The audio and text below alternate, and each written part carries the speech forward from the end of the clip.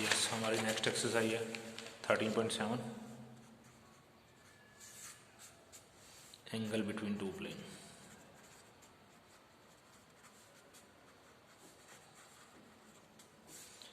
Plane r dot n is equal to q, r dot n is equal to q. दो अलग अलग हैं तो नाम थोड़े चेंज कर देते हैं, एन टू और क्यू। एंगल निकालने का फॉर्मूला वही, दो वेक्टर के बीच में, दो लाइनों के बीच में, अब दो प्लेन के बीच में, कौन सा? वही कॉस थीटा। डी आर का डॉट, नीचे डी आर का मैग्नीट्यूड, बस। डी आर इसमें कौन से होते हैं? N1 और N2। अगर यही कार्टेशियन फॉर्म में, वेक्टर की बजाय कार्टेशियन में पढ़ी हो तो एक्स वाई जेड के जो कोफिशिएंट होते हैं वो डी आर होते हैं। जैसे फोर्थ पार्ट है फर्स्ट के अंदर 2x minus y plus z equal to 6, ये पहली क्वेश्चन दे रखी है प्लेन की। दूसरी x plus y plus 2z equal to 7। इसमें डी आर कौन से हैं? जो एक्स वाई जेड के कोफिशिएंट है, 2 माइनस 1 और 1, डी आर 1 हो गया। डी आर 2 मतलब एन वेक्टर हो गया, यानी N1 हो गया। N2 1 1 2 यानी कि ये आपका N2 वेक्टर हो गया। और एंगल निकालने का formula cos theta, N1 dot N2 divide by दोनों का मैग्नीट्यूड, बस। परपेंडिकुलर कंडीशन आपको पता ही है। परपेंडिकुलर कंडीशन क्या होती थी? इफ़ डी आर का डॉट यानी N1 और N2 का डॉट इक्वल टू 0। जब लाइन की क्वेश्चन पढ़ रहे थे तो B1 डॉट B2 0, जब प्लेन की क्वेश्चन पढ़ने लगे तो N1 डॉट N2 0। ठीक है ना। ये पहला क्वेश्चन के सभी पार्ट। दूसरे के अंदर परपेंडिकुलर शो करना है, तीसरे में भी परपेंडिकुलर शो करना है। तीसरे में तो परपेंडिकुलर दे रखा है, दो प्लेन की क्वेश्चन दे रखी है और परपेंडिकुलर दे रखे हैं। परपेंडिकुलर कंडीशन में क्या होता है? जैसे ये r dot 2i minus j plus lambda के, और दूसरी क्वेश्चन है r dot 3i plus 2j, 3i plus 2j plus 2k equal to 7, या जो भी दे रखा हो, 4 दे रखा है। और ये दोनों कह रहा है कि परपेंडिकुलर है।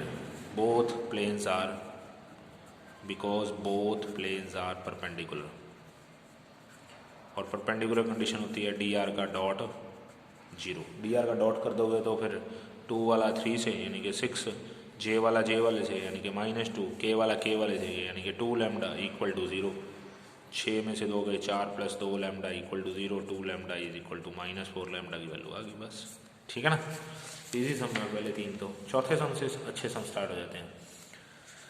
फोर्थ क्वेश्चन में कह रहा है find the equation of plane parallel to this and passing through point. बहुत अच्छा सम है। रिक्वायर इक्वेशन ऑफ प्लेन जो है ना आपका, पासिंग तो दे रखा है, passing through 3 minus 1 2, and parallel to दे रखा है एक प्लेन, और उस प्लेन के ही डी आर कौन से हैं? सिर्फ डी आर बताने हैं आपने, 1, 2, 3। Whose d r? दिस।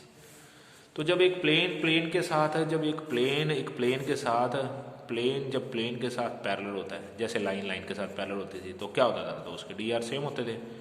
वैसे ही so D R of require plane also 1 2 3। तो ये डी आर यानी कि एन वेक्टर हो गया। पासिंग पता ही है आपको, बस इक्वेशन का फॉर्मूला क्या था? R dot n is equal to A dot n, बस ए और एन का मल्टीप्लाई कर दो। आर डॉट एन, एन कौन है? एन तो यही है, 1i 2j 3k is equal to A dot N, इन दोनों का डॉट कर दो। 3 जे वाला जे वाले से यानी कि -2, तीसरा तीसरे से यानी कि +6। तो 3 और 6 9 में से 2 के 7। ये हमारे पास इक्वेशन ऑफ प्लेन बन गई वेक्टर फॉर्म के अंदर। कार्टेशियन में बनानी है तो आर की जगह एक्स आई वाई जेड के डाल दो। ठीक है ना। तो ऐसे हमारा 4th 5th 6th सम चलेगा, 4th 5th तक चलेगा। 6th सम में क्या आ गया? 6th सम में एक पासिंग नहीं, दो पासिंग आ गए एंड परपेंडिकुलर टू एक प्लेन आ गया। चलो पढ़ते हैं। Require equation of plane passing through, एक पॉइंट नहीं दे रखा, दो दे रखे हैं। कौन कौन से? 1 - 1 2 एंड 2 - 2 1। चलो दो पासिंग से आपको अभी थोड़ी देर पहले मैं पिछले लेक्चर के अंदर आप बात की थी। पिछले लेक्चर में हमने पिछली एक्सरसाइज में क्या बात की थी? हमने एक इक्वेशन ऑफ प्लेन बना ली थी। Let equation of plane passing through, पहले पासिंग से इक्वेशन बनाते हैं let D R and let D R A B C मान के। तो वो इक्वेशन क्या बनेगी? A x - x1, B y - y1, C z - z1। ये आपका पासिंग, ये आपके डी आर। मैंने A X minus X one plus B Y minus Y one plus C Z minus two equal to zero, plane की equation बना ली। पर ये इक्वेशन जो है also pass through, also pass through किससे, 2 minus two, so it must satisfy. Satisfy कैसे कराना है, एक्स की जगह तो 2 डाल दो, बी वाई की जगह क्या डाल दो, -2 डाल दो, सी जेड की जगह फिर 2 डाल दो, 2 माइनस टू इक्वल टू 0। लो जी, A minus B plus 0 C बन गई एक इक्वेशन। ठीक है, पहले पासिंग से तो इक्वेशन बनानी होती है, दूसरा पासिंग उसमें सेटिस्फाई कराना होता है, तीसरा और होता तो एक और सेटिस्फाई करा देते, पर पासिंग ये दो हैं इस क्वेश्चन में। आगे क्या कह रहे हैं, आगे कह रहा है बिकॉज ये जो आपने required line, because required line, required plane जो है, यानी कि इक्वेशन 1 जो है वो परपेंडिकुलर टू एक और प्लेन है, perpendicular to another plane. Another plane सिर्फ उसके डी आर बात कर लो बस, स्टेटमेंट में से उसके डी आर देख लो, उसके डी आर है हुज डी आर 6 माइनस 2 2 2। तो आपका क्या लिखा, रिक्वायर प्लेन यानी कि equation 1 is perpendicular to another plane जिसके डी आर ये है।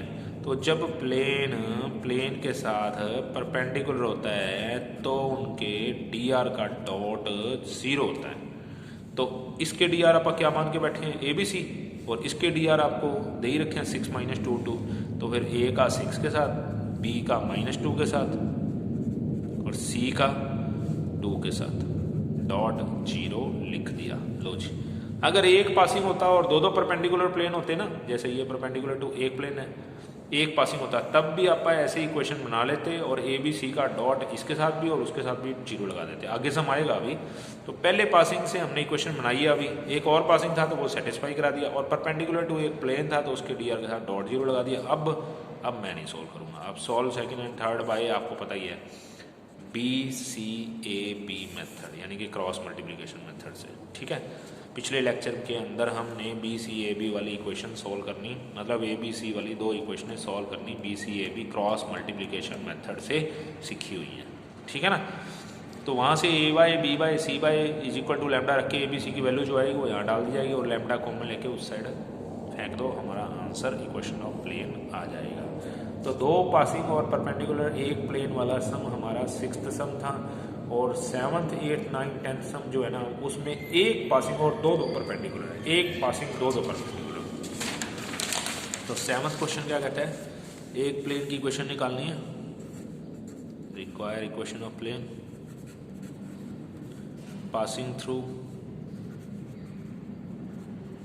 Origin and let D R, हमने मान ली ABC, उससे इक्वेशन बन गई A x माइनस, पहले पासिंग है ना आपके पास, x minus 0 plus B y minus 0 plus C z minus 0। लो जी, इक्वेशन तो बन गई।